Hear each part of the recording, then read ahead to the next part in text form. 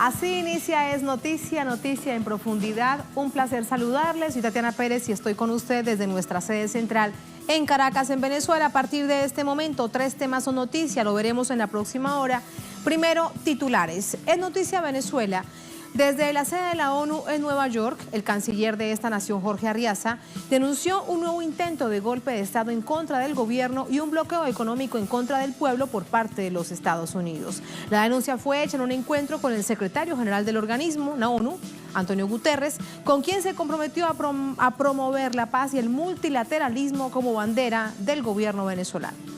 Segundo tema que es noticia, El Salvador a 27 años de la firma de los acuerdos de paz. Nos preguntamos cómo van los compromisos asumidos para acabar con la pobreza y la exclusión. Vamos a profundizar en ello. Y tercer tema que es noticia, salimos de la frontera de América Latina, Reino Unido. La primera ministra Theresa May resiste la moción de censura presentada por los laboristas. Sin embargo, la incertidumbre reina en el país. Hay varios escenarios posibles sobre este llamado Brexit, al que le queda poco tiempo. ¿Cuáles son? ¿Dónde están las contradicciones? ¿Cómo entender este hecho que se registra dentro de la Unión Europea? Vamos a analizarlo aquí en Noticia, que así comienza. Bienvenidos, bienvenidas.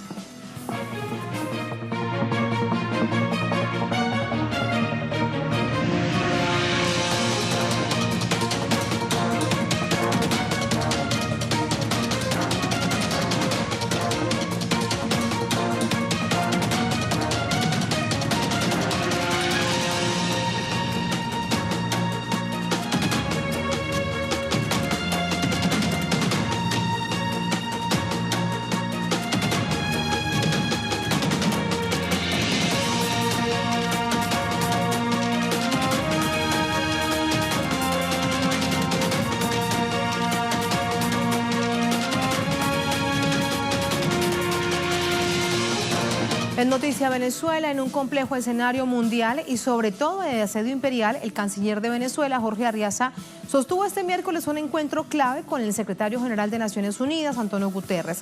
Desde la sede de la ONU hablaron del respeto del organismo hacia la política interna de Venezuela. Incluso el diplomático venezolano reiteró que el gobierno de los Estados Unidos es responsable del bloqueo económico contra Venezuela, alentando un golpe de Estado. Detalles en el siguiente informe.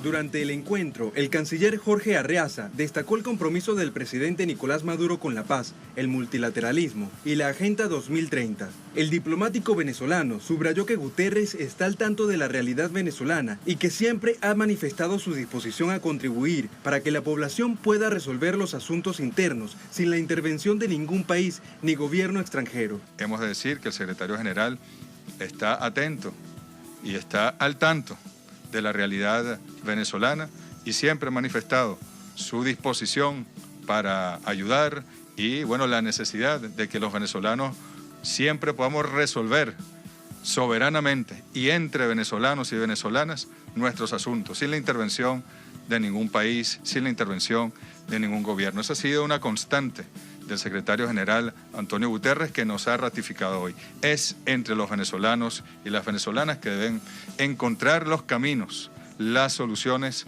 en lo político, en lo económico, en la esfera que corresponda para poder seguir transitando en paz los próximos años en Venezuela. Arriaza denunció ante el organismo hemisférico un nuevo intento de golpe de Estado contra el gobierno de Nicolás Maduro y avalado de manera irresponsable por el secretario de Estados Unidos, Mike Pompeo, quien lanzó un mensaje totalmente tergiversado de la Constitución venezolana en Twitter. Allí, Pompeo apoya a una Asamblea Nacional en desacato y menciona una serie de artículos de la Constitución de Venezuela fuera de contexto. Hoy mismo el secretario de Estado, Pompeo, comienza a citar artículos de esta Constitución sagrada para los venezolanos y a partir de la Constitución pretenden montar un golpe de Estado en Venezuela. Es lo absurdo de lo absurdo. Esta Constitución es clara. Venezuela es libre, independiente. Venezuela, su soberanía es sagrada, reside en el pueblo y ningún poder extranjero puede tomar decisiones en Venezuela. A su vez, el canciller señaló que las sanciones impuestas por el gobierno de Washington tienen el objetivo de aislar a Venezuela de la comunidad internacional, cuyas consecuencias afectan directamente a la población, tratando de reeditar una desgastada política unipolar y hegemónica. Venezuela vive en este momento la dificultad de que el sistema financiero, bancario, internacional se asusta, toma distancia de Venezuela y no quiere trabajar con Venezuela por temor a las sanciones, así llamadas, a esas medidas coercitivas de los Estados Unidos contra, en este caso, la banca internacional. ¿Cuán difícil es para el gobierno de Venezuela hoy poder procurar los insumos fundamentales para la vida, para la salud, para la alimentación? Y cuando se logra por vías alternativas, bajo una persecución permanente, bueno, incluso a precios más altos. Y eso lo paga el pueblo de Venezuela. Y el gobierno de Estados Unidos es responsable de esa situación. Y nosotros lo hemos denunciado permanentemente y lo seguiremos denunciando. Arriaza ratificó el compromiso de su país por asegurar los 17 objetivos del desarrollo sostenible de la Agenda 2030 de la ONU para poner fin a la pobreza, luchar contra la desigualdad y la injusticia y hacer frente al cambio climático. Como parte de esta apuesta, incluida en el Plan de Desarrollo 2019-2025, este martes se firmaron varios acuerdos entre el gobierno y representantes de la FAO y UNICEF.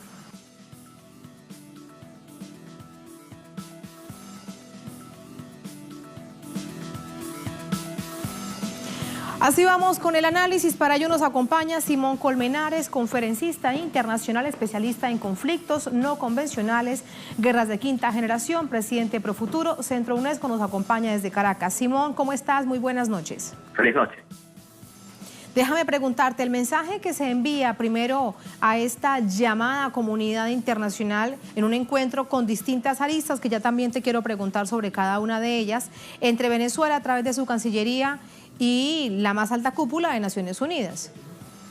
Sí, en primer lugar, un muy buen encuentro, ¿no? El canciller de Venezuela, del gobierno de Nicolás Maduro, y en reunión con Antonio Guterres, en representación de la ONU, la Organización de las Naciones Unidas, en representación de 193 países. Un muy buen encuentro, ¿no? Y va de la mano de justamente los 4 postulados de las Naciones Unidas: la paz y la seguridad en las naciones, el fomento de la amistad en las naciones, ser un punto de concordia, de armonía, el derecho a los derechos humanos, pues, todo ello. Eso justamente tiene tiene que ver con la legitimidad del gobierno nacional y con la real situación de Venezuela, más que la injerencia de los Estados Unidos de Norteamérica por la unipolaridad, por el secuestro y el dominio que ellos quieren mantener sobre el mundo. Ahí está, ese es, digamos, el telón de fondo de la situación. Un asunto clave es que Venezuela va a Naciones Unidas, denuncia este intento de intervención, aupar golpes de Estado por parte de Estados Unidos, bloqueo económico que golpea al gobierno, pero sobre todo al pueblo. La pregunta es, ¿qué puede hacer Naciones Unidas? ¿Cómo puede aportar Naciones Unidas para que una situación de estas deje de presentarse? Uno de los grandes aportes es haber hecho una reunión formal con el gobierno legítimo de Venezuela. Toda respaldo, un espaldarazo y un reconocimiento. Ahí hay muchísimas naciones. Por otro lado, el tocar lo que es en la reunión la Agenda 2030. La Agenda 2030 es esencialmente una agenda humanista que no choca para nada contra los postulados del gobierno de Venezuela y con el gobierno anterior de Hugo Chávez. O sea, es una nación que se encamina hacia el humanismo. Entonces, esa Agenda 2030 choca directamente contra la unipolaridad de Estados Unidos, porque habla de bajar la pobreza, de aumentar resiliencia o resistencia entre los pobres, de la salud y el bienestar, de equilibrio y igualdad de género también, de paz y justicia, entre otras cosas, entre todos los 17 objetivos específicos que tiene. Los Estados Unidos, por supuesto, como ente hegemónico, no le conviene a ellos. Si hablamos solamente de hambre cero, que es el objetivo número 2, de esta Agenda 2030, no les conviene. Tiene mucho que ver el cambio climático. Ellos recuerden que ya el año pasado se retiraron del Acuerdo de París, porque no les convenía. Donald Trump se retiró, no les convenía. Eso tiene que ver con el cambio climático y uno de los postulados más importantes que ha hecho la humanidad hasta el presente. Si tiene que ver con bienestar o sobre todo con salud, aumenta mucho justamente la cultura norteamericana y las grandes transnacionales atentan contra la salud mundial. Si hablamos nada más, por lo menos, a nivel de bebidas gaseosas, llamadas refrescos en una de nuestra zona, aumenta mucho contra la obesidad, aumenta mucho contra la salud, contra la diabetes.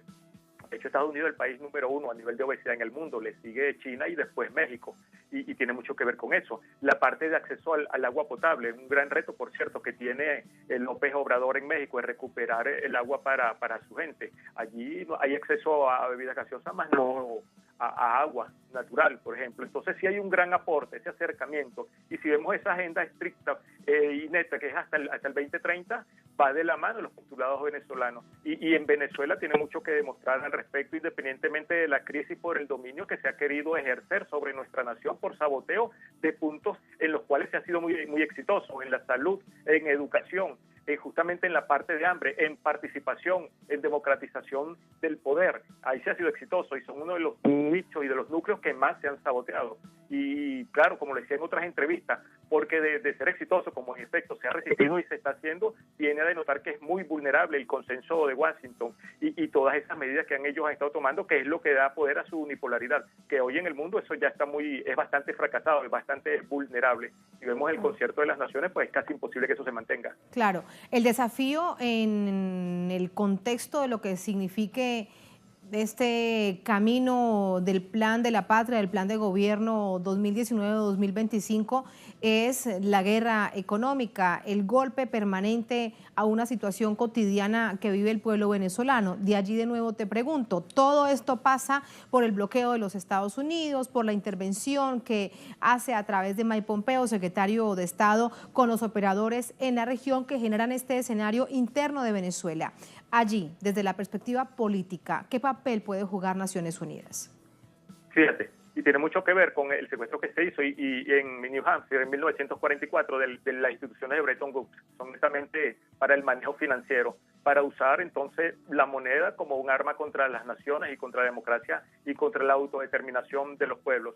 Entonces, desde Naciones Unidas es mucho lo que directamente se puede hacer como un foro realmente democrático de muchas naciones. Si vemos lo que es la Organización de Estados Americanos, está totalmente secuestrada y politizada y ha hecho mucho daño más bien a sus postulados. Por eso queda solamente la ONU, Organización de las Naciones Unidas, como un foro internacional para este tipo de debate. Y la realidad venezolana va de la mano, como dije, de los postulados, los 4 esenciales de Naciones Unidas. Entonces tiene que ir en función de ello un debate como punto de armonía, un debate por el derecho humano venezolano, un debate por la igualdad, un debate que tiene mucho que ver por la defensa de la autodeterminación de los pueblos, por la no injerencia en las políticas soberanas del pueblo y mucho más. Ese tipo de injerencia que busca, como se ha querido y se está haciendo en Venezuela, de aumentar sobre todo la incertidumbre, de aumentar el estrés. Por eso va por vía financiera. El secuestrar la parte financiera anulan un poco la cantidad de recursos que pueda tener Venezuela, la cantidad de reservas. No llega entonces muchos alimentos a la población, no llega, se bloquea desde lo financiero y por esa vía pues buscan generar mayor incertidumbre, mayor ansiedad, mayor estrés, porque es una vía paralela, no es una vía oficial de llegar a una nación. Entonces un tipo de injerencia no convencional. Por vía directa ya están las instituciones que son legítimas y por eso es que va de la mano de las Naciones Unidas y de otros países que han reconocido legalmente lo que está sucediendo. Entonces no le queda a este tipo de naciones como Estados Unidos y Norteamérica la injerencia por vías alternativas, deslegitimar y directamente pues con alguno que otro aliado sabotear las acciones legítimas y formales de los gobiernos. Aquellos gobiernos que no se han dejado torcer el brazo, que no se dejan, digamos, amedrentar a través de distintos mecanismos como Petrocaribe o como CARICOM, incluso algunos que estaban dentro de ese llamado autodenominado Grupo de Lima y que se han retirado. Hoy en día, ¿qué estarán pensando? Incluso aquellos que también se encuentran de ese lado de la derecha continental cuando Antonio Guterres se da la mano con el canciller de Venezuela desde ese intento de generación de matriz de que en Venezuela se vive el autoritarismo y la dictadura.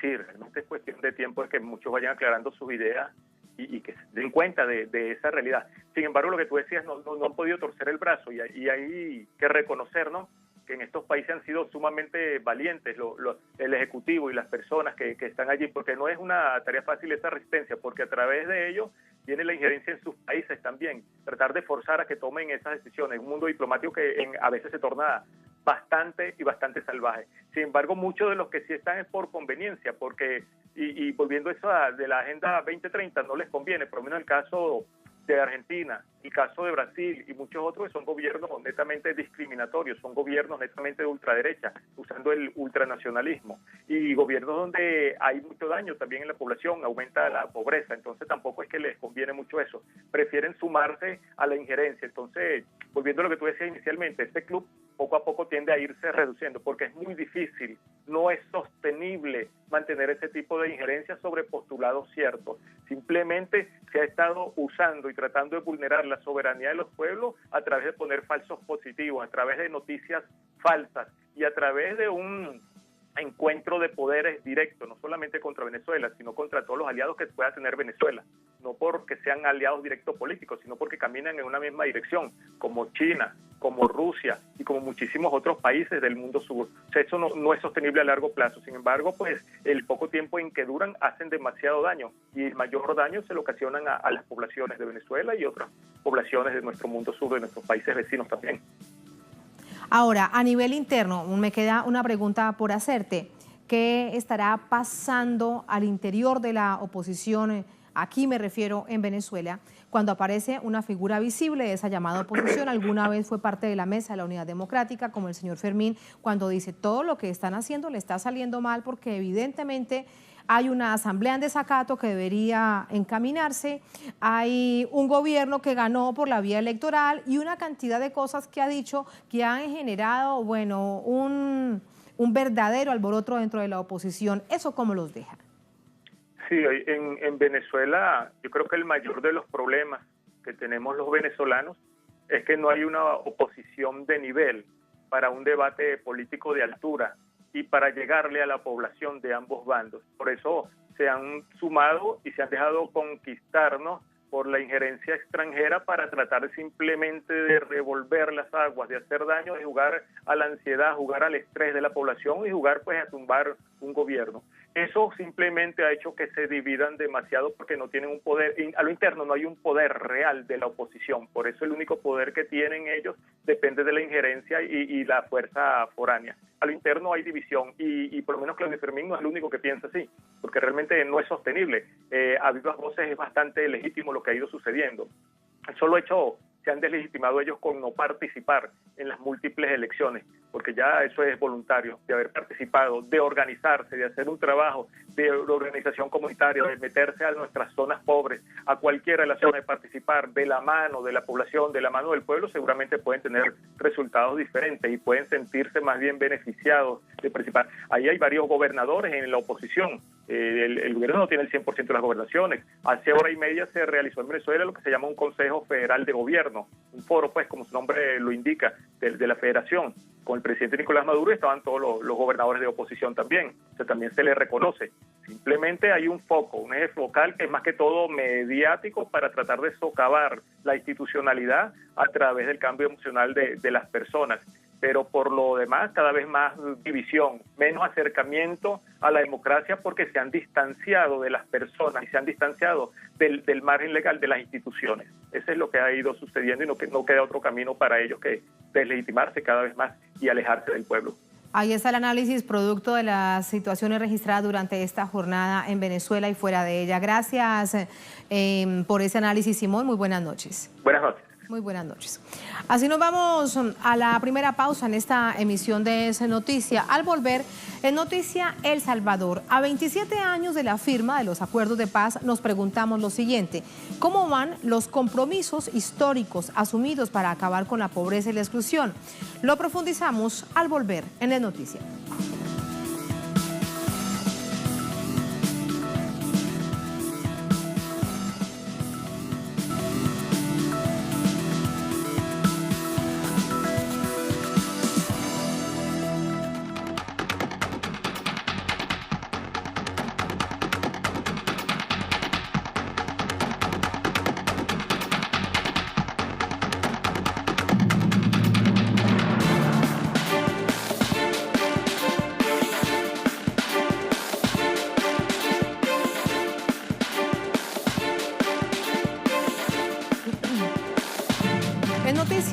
Salvador se cumplen 27 años de la firma de los acuerdos de paz, una etapa que marcó el fin de 12 años de guerra civil y que dio paso a una serie de compromisos sociales.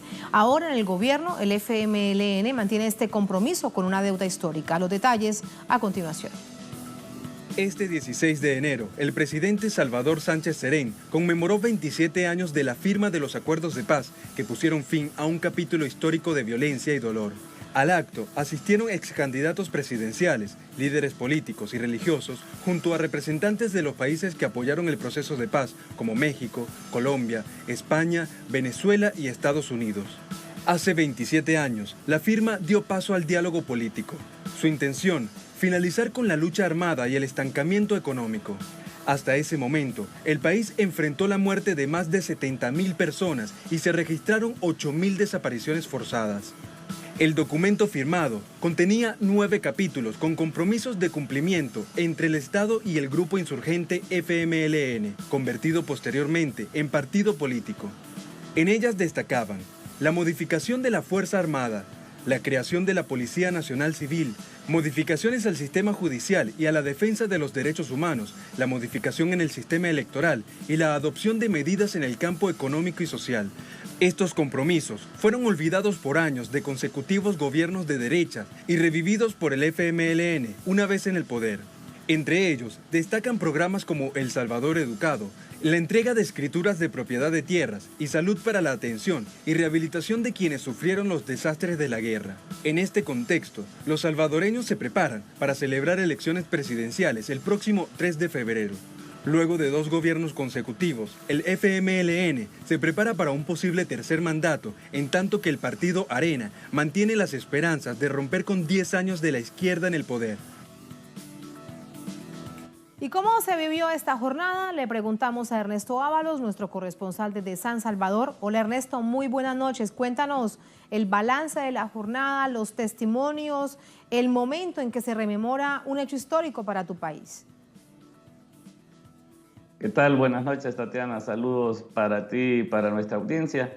Efectivamente, desde muy temprano, miles de salvadoreños asistieron a este evento tan importante para el pueblo salvadoreño. Y digo miles porque se instalaron en el Centro Internacional de Ferias y Convenciones unos pabellones especiales para los que no pudieran estar en el acto principal y pudieron seguir estos actos conmemorativos a través de unas pantallas ubicadas en varios pabellones de esta sede, de estas instalaciones. Evidentemente, los que siempre han asistido a este tipo de eventos han sido el cuerpo diplomático, los firmantes y algunas organizaciones sociales, pero hoy hubo una apertura mucho más amplia a la población salvadoreña, así lo decidió el presidente Salvador Sánchez Serén. Se aprovechó la oportunidad para agradecer a países amigos como México, donde se firmó en 1992 esta firma que trajo la paz a El Salvador en el castillo de Chapultepec. Además, se entregaron pergaminos a embajadores de Venezuela, de Colombia y de países amigos que contribuyeron con este diálogo. También fueron invitados los candidatos a la presidencia que disputan el próximo 3 de febrero la primera magistratura. Serían la sexta elección después de la firma de los acuerdos de paz para presidente. Nosotros durante la cobertura no pudimos apreciar la asistencia de ninguno de ellos, pero sí en horas de la mañana supimos que el candidato del FMLN, Hugo Martínez, asistió donde se erige un monumento en honor al fin de la guerra, conocido como el Cristo de la Paz.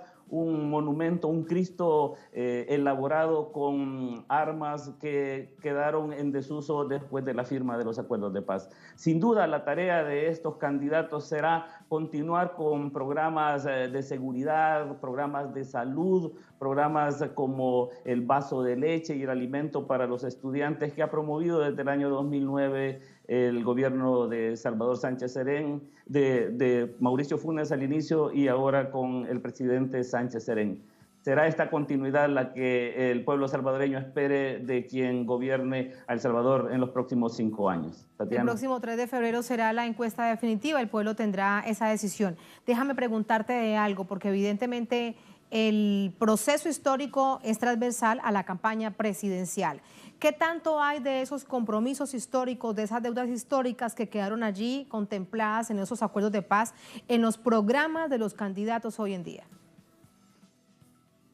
Bueno, hay algunas cosas que se han traído a colación y que se insiste con los candidatos que se va a hacer, como por ejemplo algo muy doloroso, pero que tiene que tocarse, como la justicia para las víctimas del conflicto armado.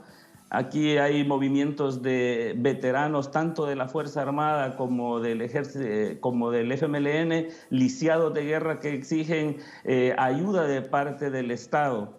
Como digo, se han incrementado algún tipo de procesos sociales en favor de las grandes mayorías, como entregar útiles escolares, como dar escrituras de vivienda a la población víctima del conflicto armado, pero todavía hay deudas. Y estas son las deudas que el pueblo salvadoreño exige a los gobernantes.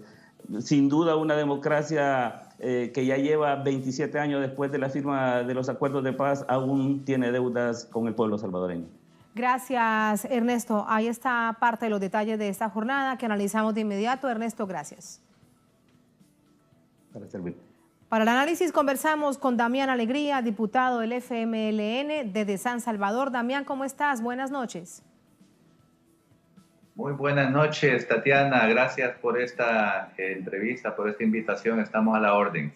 Gracias a ti. ¿Cómo se recuerda hoy en día desde la propia organización del FMLN? Hace 27 años se firmaba la paz, pasaba a convertirse más adelante en un partido político y entraba en la contienda por la, digamos, lucha histórica de la nación, de todas esas deudas que nos estaba hablando nuestro corresponsal Ernesto Ábalos. ¿Cómo se vivía en ese momento la situación del país?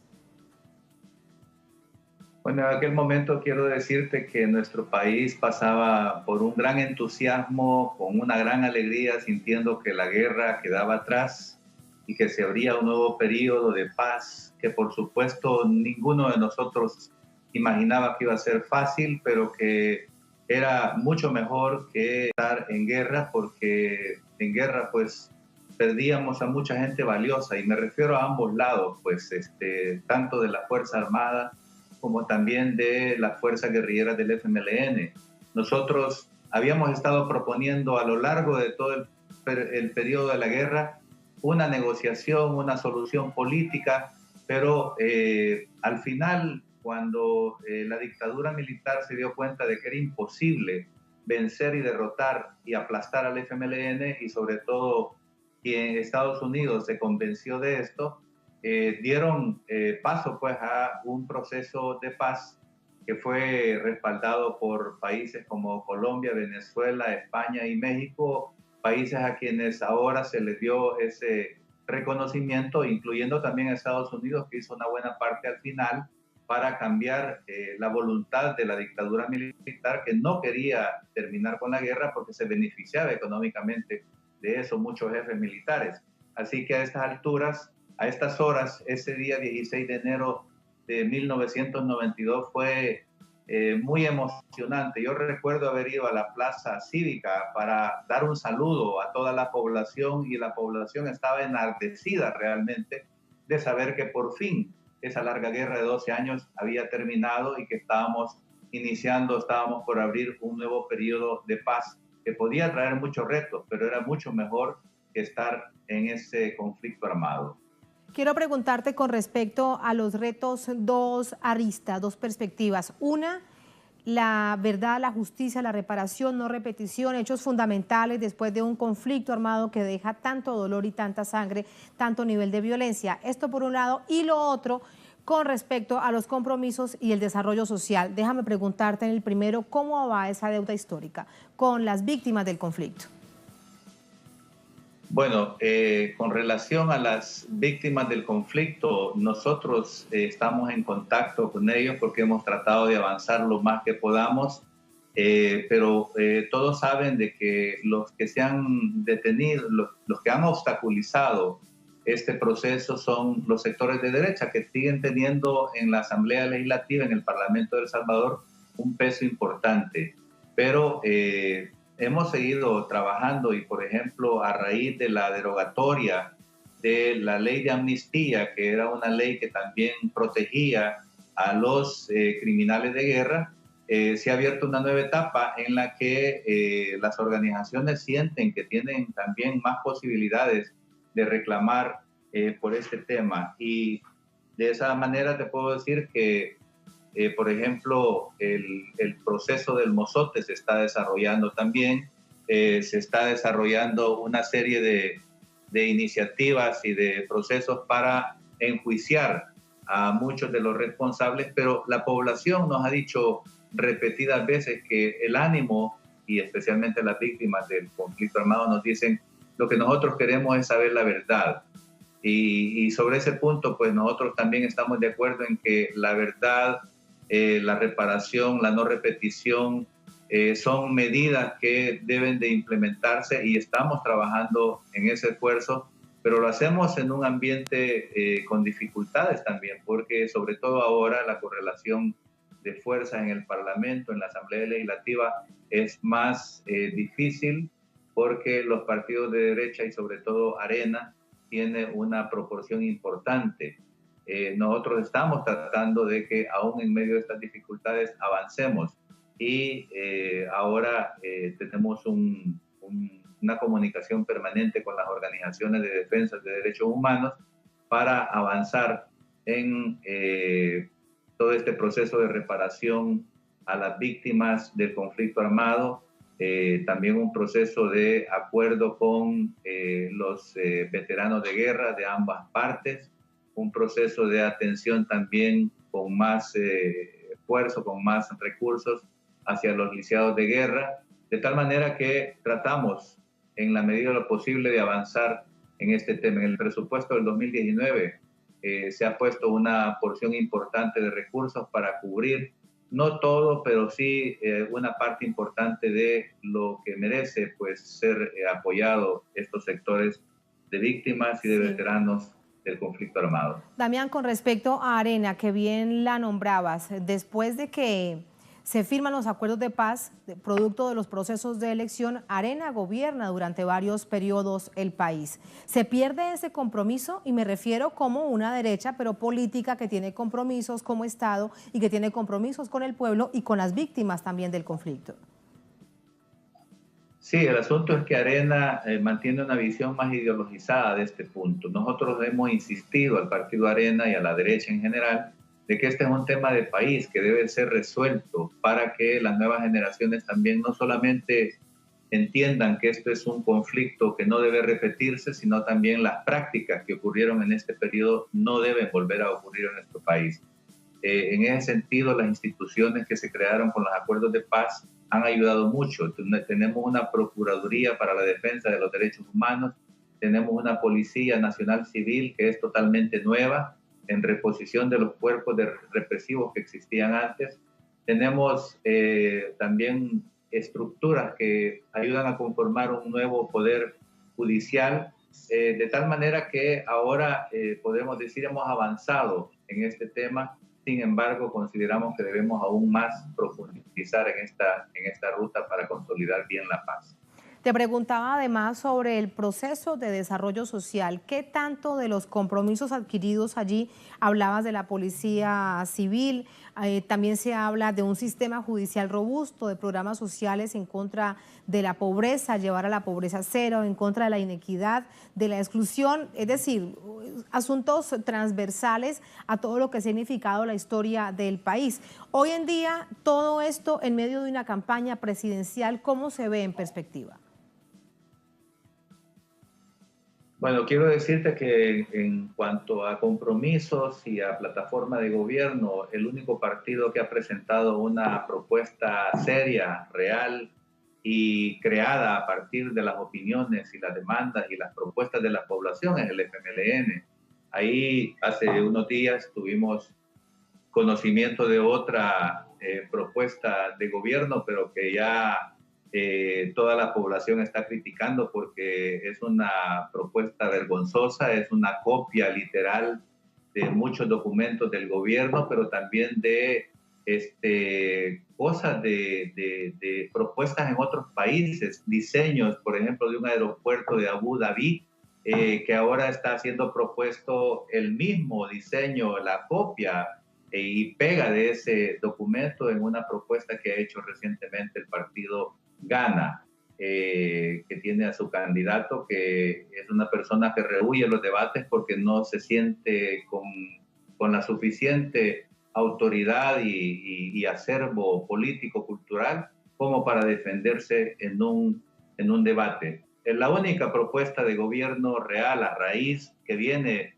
forjada desde la base social, desde la base territorial y desde el pueblo mismo, es la del FMLN, que recoge una serie de aspiraciones que van en dirección a profundizar todos los programas sociales y a mejorar y hacer cambios estructurales en el país para seguir la ruta de los acuerdos de paz y hacer que se establezcan mecanismos que hagan imposible volver al pasado y asegurar que la paz no solamente es una paz, ausencia de guerra, sino también desarrollo social y realización personal de toda la juventud y de toda la sociedad salvadoreña en dirección pues a esa paz con justicia social que hemos soñado siempre y es la que abandera el candidato Hugo Martínez, que es el candidato del FMLN, el hombre más capaz en todos los debates, junto a Karina Sosa, que son los candidatos que han demostrado que tienen conocimiento del país, tienen dominio de la realidad del país y proponen cosas realistas y concretas para seguir adelante en esta ruta de consolidación de la paz.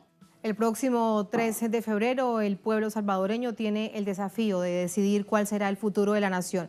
Y a propósito de lo que nos decían mirando en retrospectiva, por eso es tan importante mantener viva la historia, para que esos hechos tan dolorosos no se repitan. Damián, gracias. Muy buenas noches.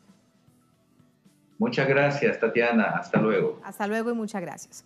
Nos quedamos en nuestra mesa con el titular de nuestra multiplataforma de www.telesurtv.net. Salvadoreños celebran 27 años de los acuerdos de paz. En este artículo muy interesante quiero referenciar dos hechos en particular. El primero, tuit del presidente Salvador Sánchez Serén.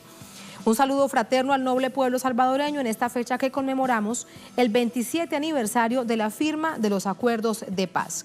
Acontecimiento que cambió la vida de nuestra nación y marcó el inicio de un profundo proceso de transformaciones democráticas, políticas y sociales. Ahora, un poco más abajo, rápidamente en la historia. Ante las injusticias sociales y represión en El Salvador, la militancia del FMLN inició una ofensiva general conformada por operaciones militares y la insurrección. Operaciones iniciaron el 10 de enero de 1981 en ciudades y municipios contra cuarteles de la Guardia Nacional, la Policía y la Policía de Hacienda. Barrios y colonias se unieron a la ofensiva que duró alrededor de 2 semanas. El gobierno de Estados Unidos, bajo la gestión de Ronald Reagan, intervino en el conflicto todos estos años mediante el entrenamiento de militares, asesoría, provisión de armas, pertrechos, helicópteros, aviones y recursos financieros. Hechos históricos, como decíamos, que no se deben olvidar. Bien, así nos vamos a la segunda última pausa en esta emisión de Es Noticia. Al volver, salimos de la frontera América Latina, es noticia Reino Unido. La primera ministra, Theresa May, resiste la moción de censura presentada por los laboristas en cabeza de Jeremy Corbyn. Sin embargo, la incertidumbre reina en el país. Hay varios escenarios posibles sobre este llamado Brexit, al que le queda poco tiempo. ¿Cuáles son esos escenarios? ¿Por qué las contradicciones políticas? Vamos a verlo al volver en Es Noticia.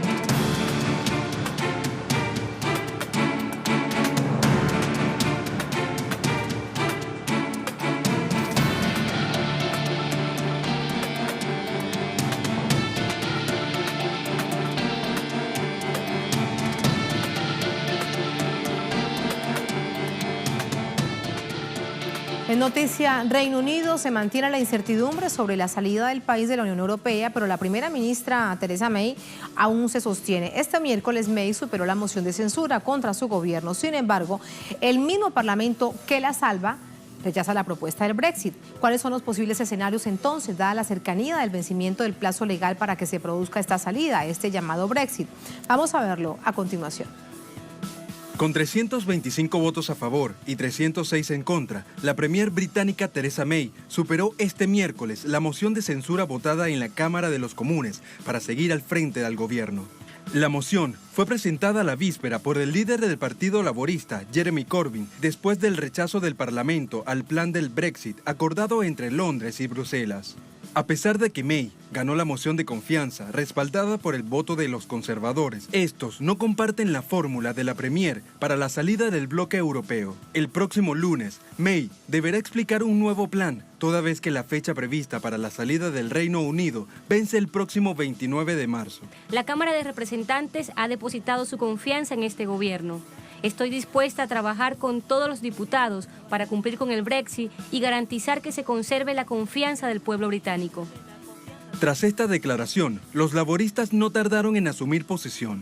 Los opositores defienden el denominado Brexit duro o la salida sin acuerdo con el bloque europeo. Antes que se abra un debate positivo, el gobierno debe dejar de propagar la idea de catástrofe ante un Brexit sin acuerdo y el caos que surgiría como resultado. El presidente de la Comisión Europea, Jean-Claude Juncker, y el presidente del Consejo Europeo, Donald Tusk, le expresaron a May su voluntad de negociar con Londres una nueva relación que evitaría la polémica de garantía sobre Irlanda del Norte. El principal obstáculo está en cómo resolver la frontera entre la República de Irlanda, miembro de la Unión Europea, e Irlanda del Norte, parte del Reino Unido. Pero nada está dicho, por eso son varios los escenarios posibles. Convocar un segundo referéndum para consultar acerca de la salida o no del Reino Unido del bloque europeo. Solicitar una prórroga a la Unión Europea que deberá ser aprobada por unanimidad de los 28 países. La salida sin acuerdo con el bloque o desactivar el proceso del Brexit en cualquier momento antes del 29 de marzo. Después de 44 años en la Unión Europea y tras la victoria del sí a la salida del país del bloque, el 29 de marzo de 2017, el Reino Unido invocó el artículo 50 del Tratado de Lisboa. El mismo establece un plazo de 2 años para la retirada voluntaria y unilateral de la Unión. Y se llega el tiempo límite y se mantiene la incertidumbre. Vamos por ello con el análisis. Para eso nos acompaña Ernesto Matos, economista, analista internacional, con nosotros desde Buenos Aires. Hola Ernesto, ¿cómo estás? Muy buenas noches. Muy buenas noches, Tatiana. Déjanos, ayúdanos mejor a entender lo siguiente, que bien lo planteábamos antes de la pausa en breve. ¿Cómo es que salva un grupo de parlamentarios a la primera ministra Theresa May hoy, cuando hace muy pocos días vota en su contra el acuerdo del Brexit? No, bueno, esto tiene que ver más que nada con las relaciones que hay dentro de los partidos, tanto Partido Nacional Escocés como el irlandés y tanto los laboristas y quienes estarían más en un ala más nacionalista, lo cual hace suponer que en este momento Corbyn, que sería como el representante en la oposición, estaría tratando de llevar adelante no solamente esta moción de no confianza, sino que llevaría además otras mociones. En ese contexto me parece que están todos de acuerdo en que Theresa May tiene que permanecer en el gobierno y llevar adelante este acuerdo de otra manera. Por eso el apoyo fue tan discutido y es el resultado que tuvimos ayer, no más de 19 votos en diferencia, lo cual marca que hay una cierta todavía mayoría que apoya a Theresa May para concluir esto que se inició y que viene de una continuidad en la cual hoy el Reino Unido tiene que tratar de resolver, pero que tampoco tiene la urgencia, porque si no hay acuerdo, a lo que denominan Brexit duro, favorecería a los sectores de más radicales, podríamos decir, o a los sectores nacionalistas. Lo que pasa es que con los sectores que por ahí son o que basan el acuerdo en la idea de el tema de la frontera, la migración y la soberanía, hay un pequeño dilema, porque el Reino Unido, primero que no delegó las funciones de su política monetaria ni fiscal a la Unión Europea. El Reino Unido todavía mantiene la libra y todavía cotiza la libra como el euro y como el yuan o como el dólar. Entonces es una divisa más en todo este concierto económico. Por eso es cuestionable lo de decir por este lado la soberanía. Me parece que lo que está detrás también con estas discusiones que se está teniendo es no discutir la parte social del Reino Unido, que hoy está sumergido en un 20% de británicos en la pobreza. Eso es un asunto sin duda sustancial. Por eso hay otro tema que llama profundamente la atención. Hace muy pocos días el alcalde de Londres decía que si se le hacía una nueva consulta al pueblo, seguramente votarían en contra de la salida de la Unión Europea, porque en este momento entienden que sería mucho peor, producto de los niveles de desempleo que no se habían visto en décadas, producto de esas pérdidas del bienestar social. ¿Qué crees? Sí, no, tengamos en cuenta que hoy un británico, y principalmente en las ciudades más grandes, en este caso Londres, destinan más del 70% de su sueldo a vivienda y gastos. Esto evita, digamos, esto condiciona a cualquier trabajador británico a poder tener la opción de aspirar a tener una casa que la pagan a largo plazo, pero que se lleva parte de casi todo su salario. Entonces, detrás de este Brexit, tal vez por más que se llame a un acuerdo y a cambios en este acuerdo en términos de las fronteras, eso igual dependería de lo que pase en la Unión Europea, y estamos a no más de 3 meses de lo que ya sería el tramo final de esto, y a la vez tardaría mucho, digamos, hasta que también se decida en la Unión Europea de forma unánime, y las discusiones que podrían complicar tanto al Consejo Político como Económico de la Unión Europea, tratar de llevar adelante y convencer a cada uno de los países para que se piense otro acuerdo y se piense en un plazo más largo que el 29 de marzo. A propósito del convencimiento, la primera ministra envía este mensaje a la oposición al finalizar esta jornada, cuando de nuevo se salva, cuando de nuevo sigue siendo la primera ministra pese a todas estas adversidades en el escenario. Llamar a la oposición al diálogo, pero déjame preguntarte, obviamente los laboristas en oposición, Jeremy Corbyn dice como su líder que no hay nada que hablar porque ella no quiere renegociar el acuerdo del Brexit con la Unión Europea. Pero ¿qué pasa, por ejemplo, con el Partido Nacionalista Escocés, el Partido Liberal Demócrata y el Partido Unionista Democrático, la DUP, porque votaban en contra del acuerdo, y todo ese asunto es transversal a la frontera con Irlanda del Norte? Bueno, sí, ahí es el tema de mantener la unión aduanera en lo que es Irlanda del Norte. Lo que pasa es que si bien se podría establecer esto en un proceso de transición, lo que está en juego es los acuerdos comerciales que obligan al Reino Unido a tener que dar concesiones o a la Unión Europea o a una posible frontera entre la Irlanda y la Irlanda del Norte, lo cual generaría todavía más discusiones adentro de lo que es la Gran Bretaña. Entonces, por ahora, este punto en particular está como tensionado, pero no tendría que ser el que resuelva todo, porque justamente saliéndose de la Unión Europea, el Reino Unido podría directamente salirse de estos acuerdos, que tampoco, como se dice, que sería costoso económicamente. Londres sigue siendo una de las plazas financieras más importantes del mundo y podría afrontar, ya que su moneda también es una moneda fuerte en la economía internacional, podría afrontar estas pérdidas.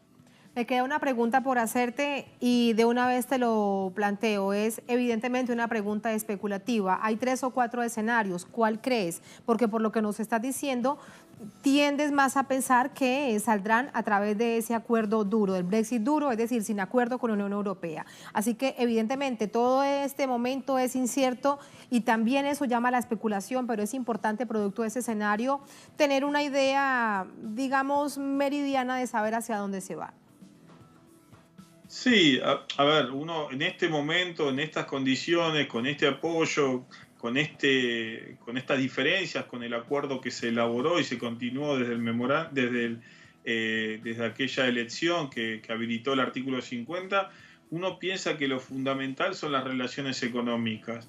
Y si los espacios económicos están yendo hacia el libre comercio, como estamos viendo en el mundo, en un mundo donde la Organización Mundial del Comercio pide la baja de aranceles, en un mundo donde el pensamiento liberal, económico, está predominando, eso no resuelve los problemas de la Gran Bretaña social. Entonces, ante esa situación de continuar profundizando estas desigualdades, es que hasta el peligro que pueden tener las empresas británicas, en este caso, y el gobierno de mantener concesiones arancelarias con otros espacios, es que sería hasta necesario y favorable para ellos que el Brexit se resuelva el 29 de marzo en la forma drástica y afrontar las consecuencias económicas que también llevarán su tiempo y que también serán reuniones tras reuniones para discutir qué es lo que se paga y qué es lo que no. Gracias, Ernesto, por ese análisis. Un placer y muy buenas noches. Muy buenas noches, hasta luego. Hasta luego.